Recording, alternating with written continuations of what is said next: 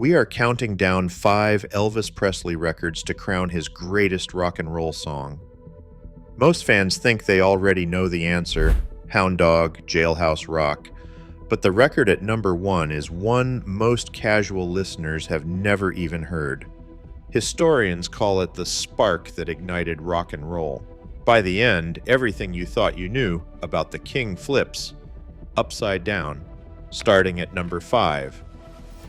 In the 5th place, Blue Suede Shoes bursts onto the scene as a raw rockabilly statement. Released in March 1956, Elvis took Carl Perkins' original December 1955 recording and transformed it into a hard-driving, dangerous performance with an immediate live-in-the-room feel. This was not a standard cover. It was an aggressive declaration of youth identity. With its twangy lead guitar and sharp rhythm, the record helped turn clothing, attitude, and teen rebellion into a national movement. Suddenly, Blue Suede Shoes were more than footwear. They were a symbol of defiance, sparking a massive surge in sales and even causing shoe-related scuffles in Memphis nightclubs. The single sold hundreds of thousands of copies and climbed all the way to number 2 on the national Billboard pop chart, held back from the top spot only by Elvis's own concurrent hit, Heartbreak Hotel. While this record proved his immense crossover power and cemented his status as a rising national star, it represents only the beginning of his musical revolution. The true historical spark lies much further back, but this fast-starting anthem proved that rock and roll was here to stay. In the 4th place, Heartbreak Hotel represents the seismic shift where Elvis transformed from a regional sensation into a mainstream titan. Recorded at RCA's Nashville studio in January 1956, this track abandoned the country blues of his early recordings. Instead, listeners were greeted by a slow, mournful piano line and a heavy, echo-drenched reverb. This eerie, isolated sound created a haunting mood that felt entirely new to popular radio. It was a massive sonic departure, capturing the heavy weight of loneliness in a way that resonated with millions of teenagers. The commercial response was immediate and overwhelming.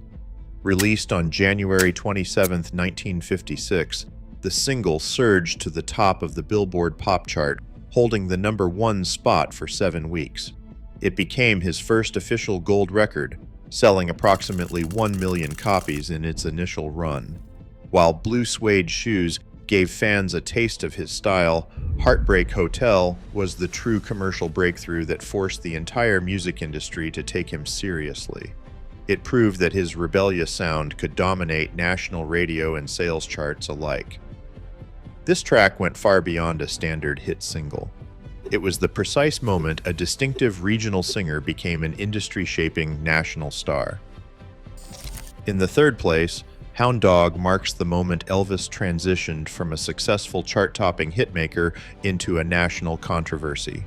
On June 5, 1956, he walked onto the stage of the Milton Berle Show, cast his guitar aside, and delivered a raw, primal performance that shook the foundations of American culture.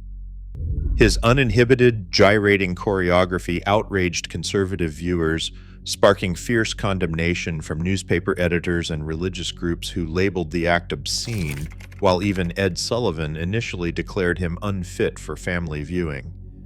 Yet, this intense moral panic only fueled his momentum, instantly sharpening his rebellious anti-establishment image for an entire generation of teenagers. The public backlash triggered a massive commercial storm.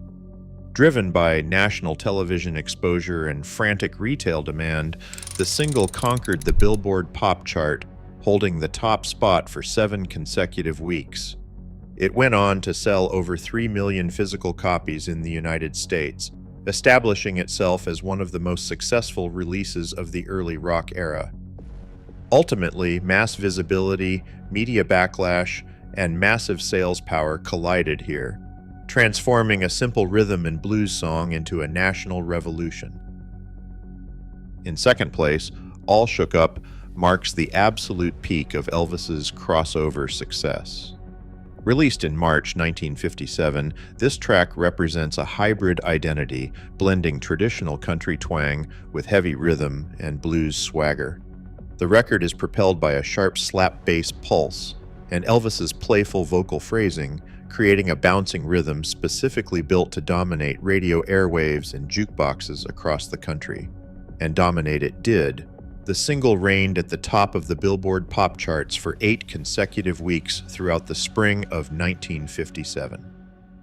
During this run, it easily outsold major releases from rivals like Pat Boone, Little Richard, and Harry Belafonte, earning a gold certification for over 1 million physical copies sold. RCA's aggressive jukebox placement and trade press ads in Billboard and Variety ensured the record became the most requested song on American jukeboxes that summer, helping Elvis secure his title as Billboard's top artist of the year with 17 charting records. While earlier hits rode waves of television scandal, All Shook Up conquered the nation through pure musical appeal. It remains the clearest case of total chart control, proving that his crossover formula could unite diverse audiences and capture the mainstream market without losing its edge. And finally, in first place, we bypass the million-selling giants and the television sensations to arrive at a record that never even touched the national pop charts, yet stands as the most important rock and roll song Elvis Presley ever recorded. On the hot summer evening of July 5, 1954, a 19-year-old truck driver walked into the tiny, unair-conditioned Memphis recording service. Backed by guitarist Scotty Moore and bassist Bill Black, the session was stalling, filled with stiff country ballads that failed to impress producer Sam Phillips. Then, during a late-night break, the magic happened. Elvis picked up his acoustic guitar and began fooling around, launching into a spontaneous, high-tempo rendition of Arthur Crudup's 1946 blues standard, That's All Right. Black joined in on slap bass, Moore added a twangy electric lead, and Phillips, instantly recognizing a completely new musical force, yelled to start the tape. What they captured in that single impromptu take was a revolutionary hybrid, a fusion of black rhythm and blues with white country sensibilities, electrified by Sun's signature slapback echo. On July 8, 1954, local disc jockey Dewey Phillips spun the acetate on his nightly WHBQ radio show, playing the record 7 times in a row as the station's switchboard lit up with frantic callers demanding to know the identity of the singer. Yet, the commercial scale of this debut tells a completely different story than the blockbuster hits that followed. Released on July 19, 1954, the single was a regional phenomenon, selling roughly 20,000 copies and peaking at number 4 on the Memphis local charts, but failing to make a dent nationally.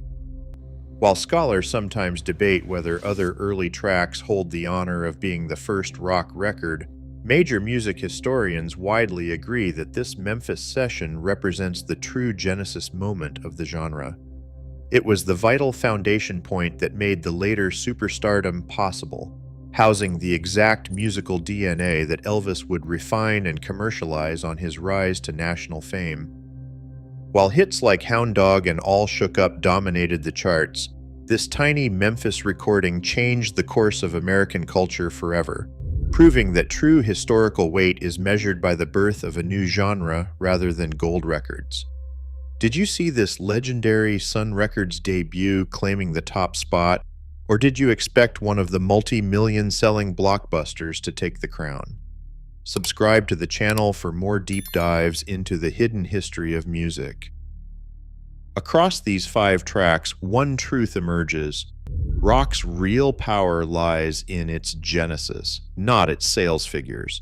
The greatest revolution started not with a blockbuster, but with raw, accidental magic. Did you see this coming? Subscribe for more music history.